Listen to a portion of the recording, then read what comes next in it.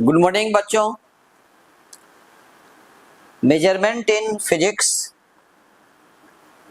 का lecture number 4 में आज मैं SI base units that mean fundamental units को डिफाइन करने जा रहा हूँ, जहाँ से काफ़ी ज़्यादा सवाल पूछे जाते हैं। सवाल बहुत आसानी से बनते हैं, लेकिन उसके लिए आपको पढ़ाई करनी पड़ेगी, मेहनत करनी पड़ेगी। आइए आगे बढ़ते हैं इस वीडियो में।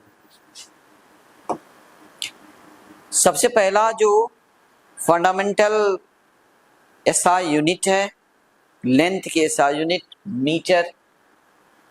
तो मीटर के बारे में हम लोग यह बताते हैं कि it is SI unit of length.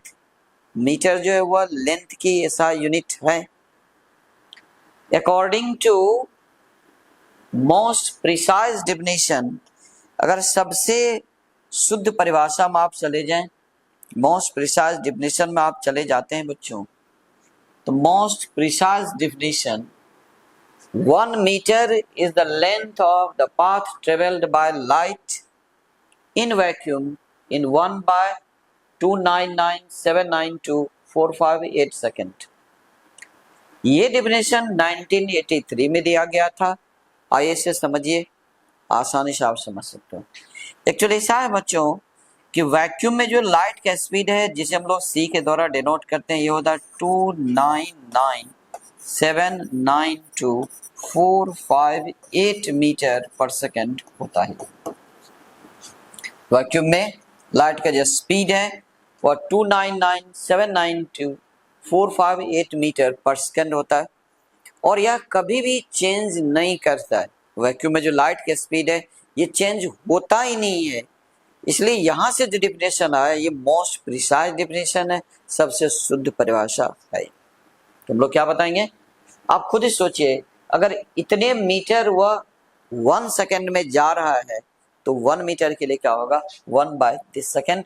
इसलिए यहाँ पर बिल्कुल क्लियर क्या हुआ है कि 1 metre is the length of the path travelled by light in vacuum in 1/this second. यानी 1/इतने सेकेंड में लाइट वैक्यूम में जितनी डिस्टेंस ट्रेवल करती है उसकी पाथ की लेंथ को ही 1 मीटर कहा जाता है। नेक्स्ट देखें, 1 मीटर को आप दूसरे तरह भी डिफाइन कर सकते हो। यहाँ पर मीटर की दूसरी डिफिनेशन भी मैंने आपके लिए रखा है। 1 metre is also equal the length of 1650763.73, that mean 1650,763.73 wavelengths of red orange color of light emitted from the atom of krypton 86। तो क्रिप्टन एटम से रेड ऑरेंज कलर की जो लाइट निकलता है उसकी वेवलेंथ का 1650,763.73 जो मल्टीपल होता है वह 1 मीटर के बराबर हो जाता है। आप ये भी कह सकते हैं कि 1 metre corresponds to 1650,763.73 wavelengths of krypton 86। तो ये मीटर की 2 डेफिनेशन मैंने आपके सामने में रखा है, जहां से सवाल पूछे जाते हैं। अगला देखें आप, अगला है आपके सामने में सेकेंड। आप सभी जानते हैं second is the SI unit of time, तो इसमें ज्यादा कुछ बोलने की जरूरत नहीं है। It is SI unit of time. 1 second is the duration of 9192631770 9192631770 periods of the radiation corresponds to the transition between two hyperfine levels of ground state of the cesium CS133।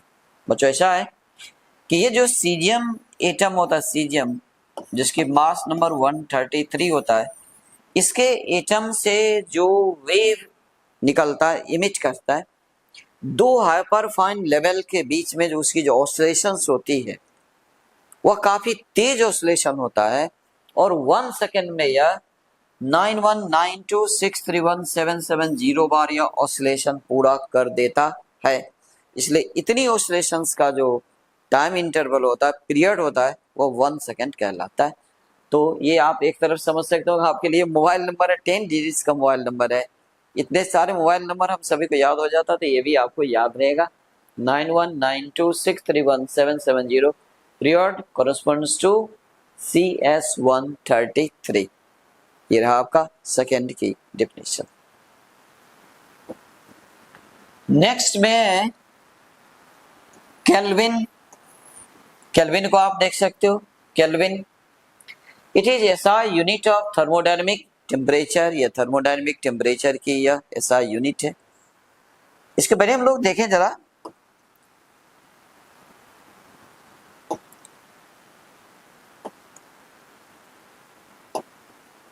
Kilogram, ये kilogram बीच में रह गया था, आप इसे भी देख सकते हो। इट इज ऐसा यूनिट ऑफ मास। किलोग्राम क्या है? मास की ऐसा यूनिट होता है। 1 kilogram assumed as the mass of a cylindrical rod of platinum iridium of both length and diameter 3.9 cm kept at International Bureau of Weights and Measure। तो ये जो international bureau of weights and measure है, वहां पर cylindrical shape का एक platinum iridium की rod है। इस रड की ये रहा लेंथ और ये रहा इसकी डायमीटर। तो लेंथ और डायमीटर दोनों ही 3.9 cm है, और इस सिलिंड्रिकल रड की मास को ही 1 किलोग्राम माना गया है। यहाँ पर एज्यूम्ड किया क्या कि 1 किलोग्राम उसकी मास होगी। बाकी जितने भी कंट्री हैं उन सभी में जो मास की यूनिट्स तैयार होते हैं, वो इसी के द्वारा कंपेयर करके तैयार किया जाता है। तेरह मास की डेफिनेशन। सेकेंड पर मैं आपको चर्चा कर चुका हूं, तो मैं आगे बढ़ जाता हूं। केल्विन पर मैं आ जाता हूं। केल्विन के डेफिनेशन हम लोग देखते हैं। बच्चों, हम सभी जानते हैं कि केल्विन थर्मोडायनेमिक टेम्परेचर की ऐसा यूनिट होता है। और यह होता कितना है?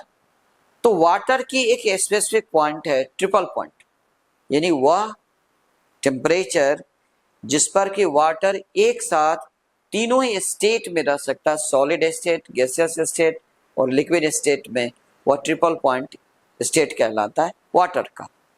और ट्रिपल पॉइंट का जो टेम्परेचर होता है, थर्मोडायनेमिक टेम्परेचर, वो 273.16 केल्विन होता है। अगर आप इसे डिग्री सेल्सियस में देखेंगे 0.01 डिग्री सेल्सियस यह होता है। तो वाटर का जो ट्रिपल पॉइंट का टेम्परेचर है, ये 273.16 केल्विन होता है। और अगर 1 केल्विन को आप निकालोगे तो यह क्या हो जाएगा? 1/273.16 फ्रैक्शन। इसलिए इसमें लिखा हुआ 1 kelvin is equal to 1/273.16 fraction of the thermodynamic temperature of triple point of water. इन वाटर की ट्रिपल पॉइंट का जो थर्मोडायनेमिक टेम्परेचर है, उसका 1/273.16 भाग जो होता है, वह 1 केल्विन कहलाता है। अगला आप देखें एम्पियर। एम्पियर के बारे में आप सभी जानते हैं। एम्पियर इलेक्ट्रिक करंट की एसआई यूनिट है, इसलिए यहाँ पर आपको मिलेगा it is SI unit of electric current. अब ये 1 एम्पियर कितना होता है, चलिए इसको मैं आपको समझाता हूँ। जैसे आप दो थिन और इन्फिनिटली लॉन्ग वायर अगर आप ले लो, ये दो thin and long infinitely long wire आप ले लेते हो, यदि आप दोनों वायर को एक दूसरे के पैरेलल 1 मीटर के डिस्टेंस पर रखते हो, और प्रत्येक वायर में अगर 1 एम्पियर की इलेक्ट्रिक करंट एस्टेब्लिश कर दिया जाता है, 1 एम्पियर की, तो एक वायर के द्वारा दूसरा वायर के यूनिट लेंथ पर जो फोर्स लगता है, वह फोर्स हो जाता है 2 × 10⁻⁻7 न्यूटन। इसलिए इसकी परिभाषा में आप देख सकते हैं कि 1 ampere is equal to that value of electric current which when maintained in two infinitely long and thin wires placed parallelly at a separation of just 1 meter, ठीक 1 meter पर, then each wire exerts a force of 2 × 10⁻⁻7 Newton per meter of another wire।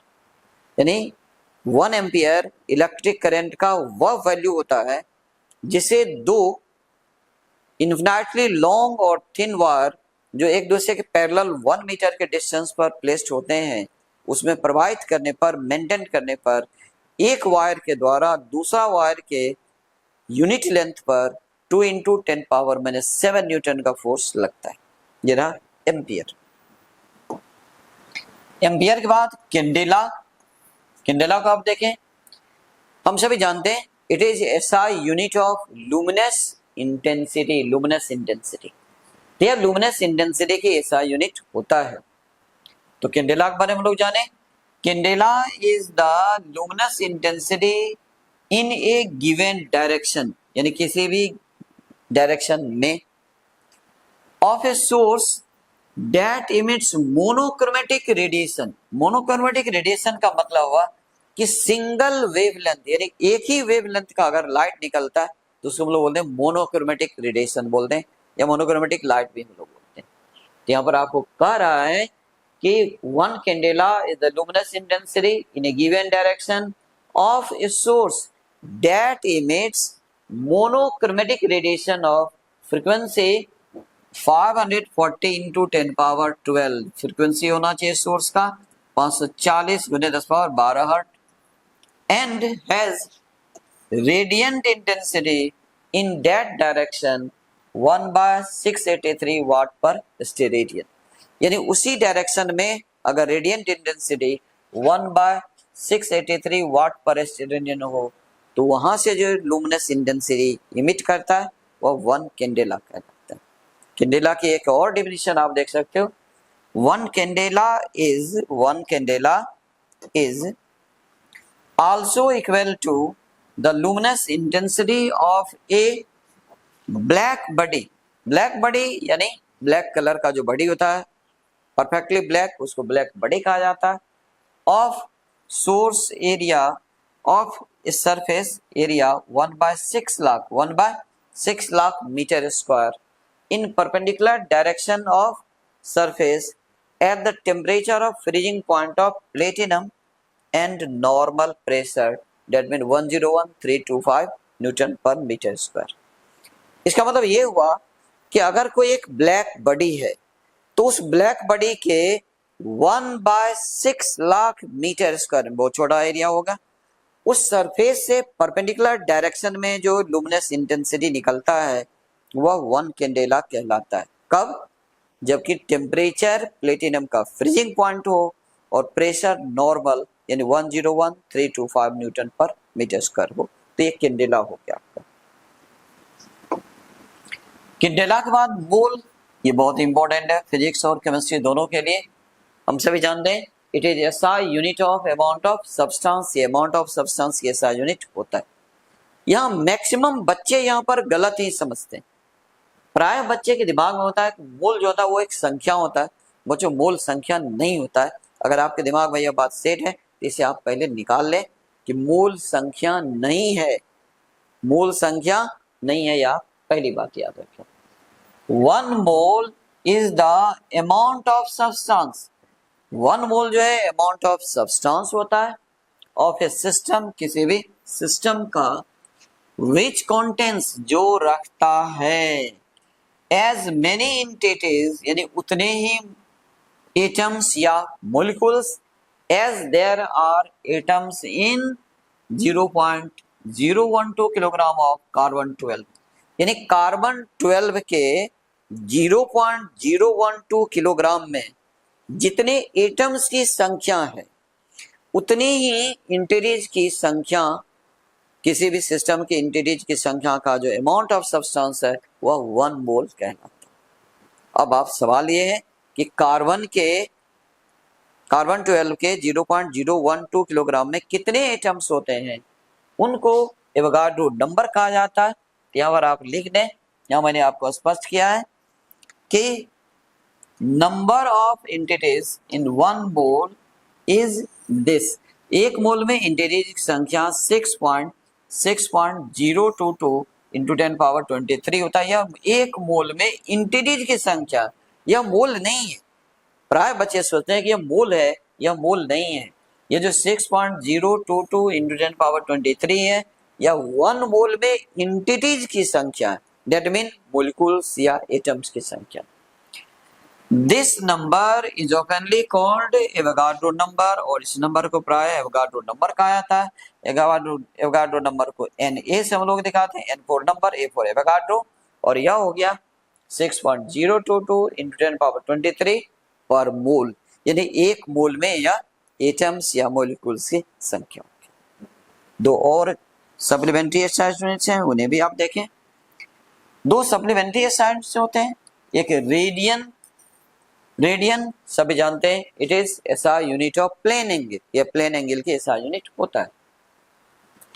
1 radian is equal to a plane angle formed by a circular arc at its center which length is equal to its radius।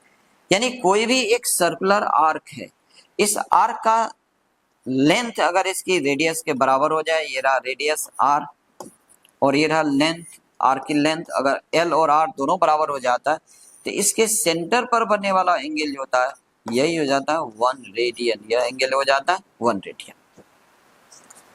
Clear है? इसके बाद आपको जानना है ST radian को। ST radian it is SI unit of solid angle, या solid angle के SI unit है।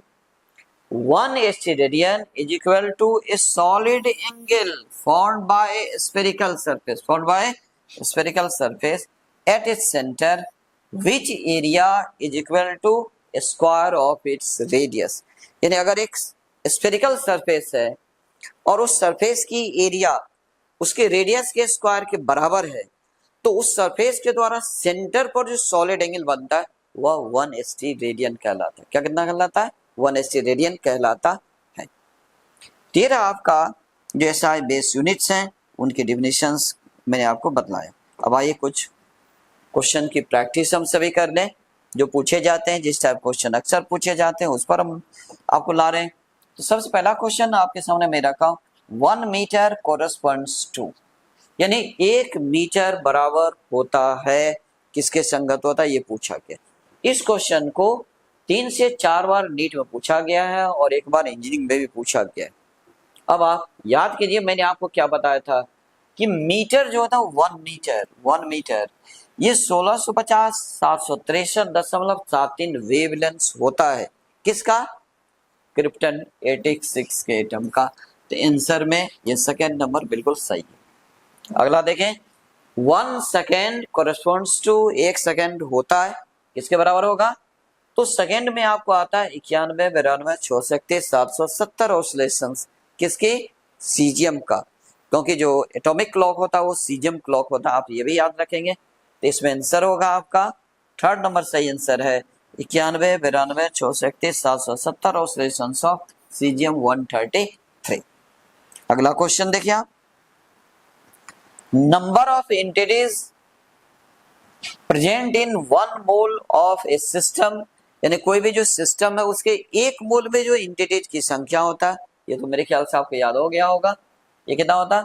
6.022 इंटू 10⁻23, ये यहाँ पर सही आंसर है।